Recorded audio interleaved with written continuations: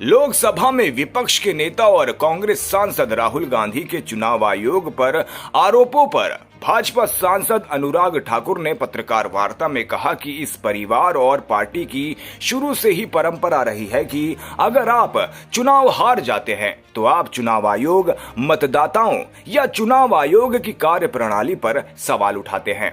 इंदिरा गांधी ने कहा था, मतदाता मूर्खों का समूह है। जब राजीव गांधी चुनाव हार गए तो उन्होंने बैलेट पेपर को दोषी ठहराया। राहुल गांधी के पिता कहते थे वोटिंग मशीनों से चुनाव कराओ और राहुल गांधी कहते हैं बैलेट पेपर से चुनाव कराओ। कि कांग्रेस ने किया था, ये एक नहीं ऐसे अनेक उदाहरण हैं।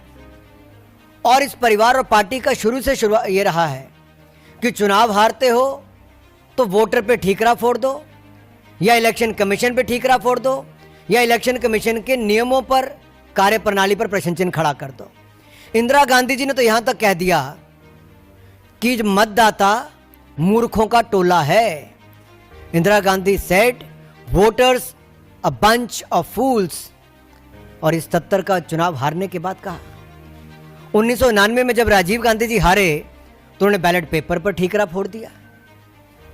वो उस समय कहते थे इलेक्ट्रॉनिक मशीन लाओ, आज उनके सुपुत्र राहुल गांधी जी कहते हैं कि भाई ईवीएम बंद करो, वापस बैलेट पेपर पे जाओ।